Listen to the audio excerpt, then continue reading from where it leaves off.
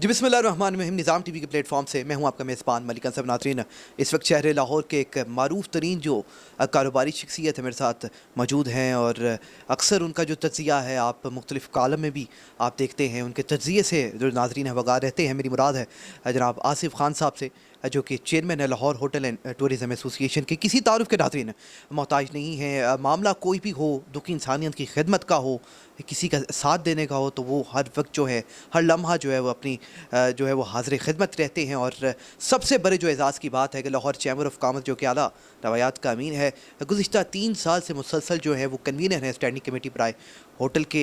एक सीनियर ताजर रहनुमा है। मामला कोई भी हो, ख्वाह वो किसी खिदमत का हो, जिस तरह सैलाब मुतासरीन की मदद की बात आई तो बढ़ चढ़ कर उन्होंने, उनकी यूनियन ने, उनके साथियों ने अमल बटाया। आसिफ भाई, बहुत बहुत शुक्रिया आपके कीमती तरीन वक्त का। सर, बहुत शुक्रिया जी, बहुत शुक्रिया जी, थैंक यू मलक साहब, आप तशरीफ़ लाए।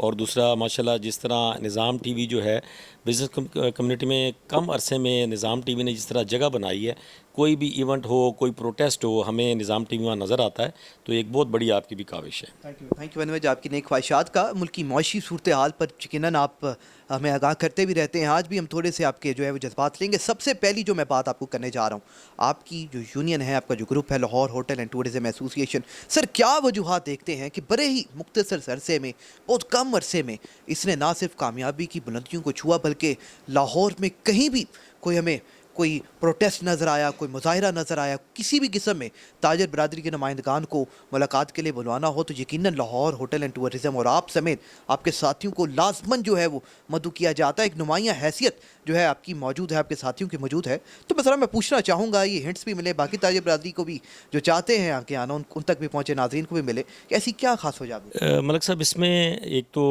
हमारे जो ताजर रहनुमा हैं तंजीमों के, उनकी मेहरबानी, उनकी मोहब्बत है। और दूसरा ये है कि इसकी वजह यह है कि कोई भी ताजर काज के लिए कोई भी तंजीम निकले तो हमारा ये होता है कि जी जहाँ पे ताजरों के हुकूक की बात आएगी, मावरा कोई भी सियासी वाबस्तगी, हम लोग हमेशा जो है वो साथ होते हैं।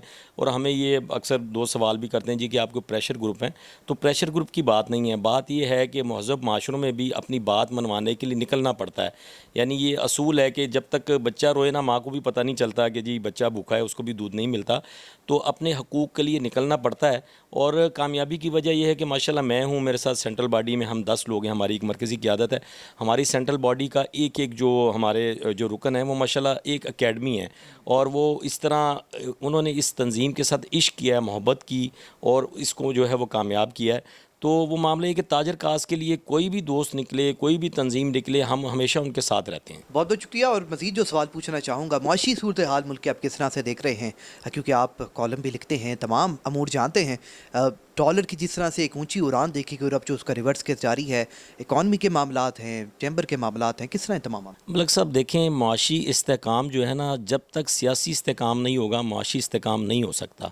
इतनी इंस्टेबिलिटी की जो वजह ये है कि पिछले दिनों में जो मामलात रहे, हमारी जो सियासी क़यादत है वो हमें इस तरह मुस्तहकम नज़र नहीं आई।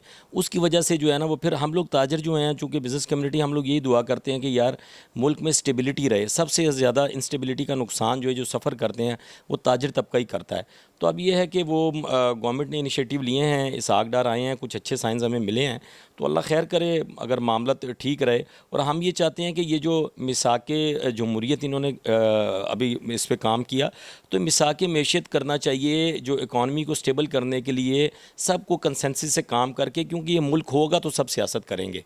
तो जब ये हम लोग इसके ऊपर, ये हमारी सियासी जमातें मिल बैठे, तो इंशाल्लाह बिल्कुल जो है वो इकनॉमिक स्टेबिलिटी आएगी। आसिफ साहब, आपके जितने भी प्रोटेस्ट देखे गए, मुजाहरे देखे गए, मामला कितना भी शदीद क्यों ना हो, बड़े पुरम अंदाज में मसालियत के साथ, मुफाहमत के साथ, एहतजाज भी किया, लेकिन मुफाहमत के साथ जो है पुरम रहते हुए आपने अपने मुतालबात मनाए। तो आप मुफाहमत पर यकीन रखते हैं, मसलहत पर यकीन रखते हैं। अपने सियासी लीडरान को, जो कायदीन हैं, जो जितने भी हमारे सियासतदान हैं, कोई मशवरा देना चाहेंगे ऐसे टफ़ टाइम में, जो कि इकॉनमी की सिचुएशन जितनी ख़राब है, तो कोई मशवरा उनको देना चाहेंगे कि वो एक हों और इन जो है वो जो तनकीद का एक उन्होंने बयानिया शुरू कर दिया, उसको ख़त्म करें और मफाहमत? जी, हम इस चीज़ पे मैं यकीन रखता हूँ कि आप अपनी आवाज़ों से ज़्यादा दलाइल को बुलंद कीजिए।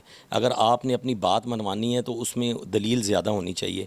और सियासतदानों के लिए देखें, मैंने अभी जिस तरह आपको कहा कि हमें اس کو اکانومی کو بہتر کرنے کے لیے، معاشی استحکام لانے کے لیے مل بیٹھنا ہوگا تمام سٹیک ہولڈرز کو بھی، اپوزیشن کو بھی، کیونکہ جب یہ ملک بچے گا، ملک رہے گا، ملک اسٹیبل ہوگا تو سب کی پولیٹکس بھی ہوگی اور سیاست بھی ہوگی۔ تو پیغام یہی ہے کہ سب سے پہلے جو ہے وہ کنسنسس کریں اور جو ملکی معیشت ہے اس کے لیے مل بیٹھیں۔ سر ڈاکٹر صاحب کی آمد کو بھی آپ نے جو ہے وہ خوشائن قرار دیا ہے، تو آگے آنے والے 3-4 ماہ جو ہیں وہ بڑے ٹف دکھائی دیتے ہیں آصف صاحب، تو آپ کیا دیکھتے ہیں کہ ملک تو بڑے چیلنجز کا شکار ہے، لیکن موجودہ گورنمنٹ اور اسحاق ڈار صاحب جو کہ اب تشریف لائے ہیں، تو کیا یہ چیلنجز سے نمٹنے میں وہ کامیاب ہوں؟ جی دیکھیں، ہمیں نا گئے ٹینیور میں جو حکومت گئی اور ہمیں اس میں ایک چیز یہ سمجھ آئی کہ ملکوں کا جو مسئلہ ہے نا وہ کرپشن نہیں ہے، کرپشن سے جو بڑا میٹر ہے وہ ڈیلیورنس ہے۔ ملکوں میں اگر کرپشن بھی ہوتی ہے تو معاملہ چلتا ہے، کرپشن ایک ضرور بری چیز ہے، لیکن ملکوں کا مسئلہ ڈیلیورنس ہوتا ہے۔ جہاں ڈیلیورنس آپ کی لوز ہوتی ہے تو پھر یہ معاملہ جو ہے وہ ہمارے جو ہے نا خراب ہوتے ہیں۔ تو اب یہ ڈار صاحب آئے ہیں، دیکھیں ایکسپیرینس ہیں، اور جس طرح پیچھے میل آف آئی ڈی بینکس نے کی اور ڈالر کے ریٹ اوپر سے اوپر جا رہے تھے تو انہوں نے اس کو بھی پکڑا ہے، روٹ کاز کو۔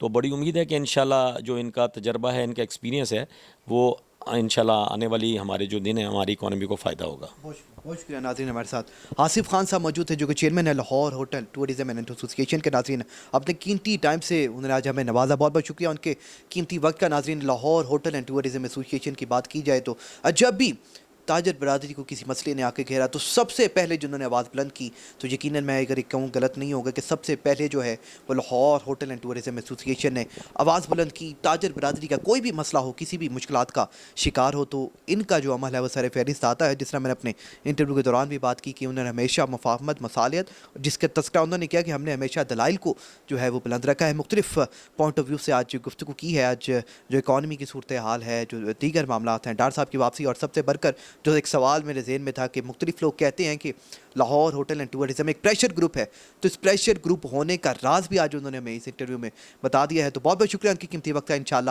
دوبارہ بھی زندگی رہی تو آصف صاحب آپ سے ملاقات انشاءاللہ جاری رہے گی۔ آپ کی قیمتی وقت کا بے حد شکریہ۔ ناظرین اجازت دیجیے، اللہ تعالیٰ میرا، آپ کا، ہم سب کا، ہمیں ناصر و پاکستان زندہ باد۔ روحانی آسودگی کے لیے بہترین مسجد کا قیام الغرض مصروف عمل ہے۔ چائنا اسکیم میں موجود جامع مسجد علم فاطمہ خدمت خلق کے اسی سلسلے کی ایک کڑی ہے۔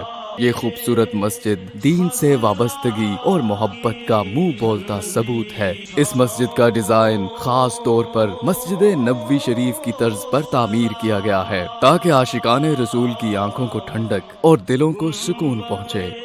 در و دیوار پر نقش و نگاری اور دلکش ٹائلوں کا کام اس کے حسن میں 4 چاند لگا دیتا ہے۔ اللہ اکبر، اللہ اکبر۔ نمازیوں کی سہولت کے لیے انتہائی مہارت سے ہوادار اور کشادہ 3 فلورز تعمیر کیے گئے ہیں تاکہ نماز ادا کرتے وقت نمازیوں کو آسانی میسر آ سکے۔ اہل علاقہ کے لیے یہ خوبصورت مسجد کسی نعمت سے کم نہیں۔ 3 منزلوں کی کشادگی کا اندازہ اس بات سے لگایا جا سکا ہے کہ بیک وقت یہاں کم و بیش 4000 سے 4500 کے قریب بندگان خدا سربسجود ہو کر اس خدائے بزرگ و برتر کی کبریائی کا اعتراف کرتے ہیں۔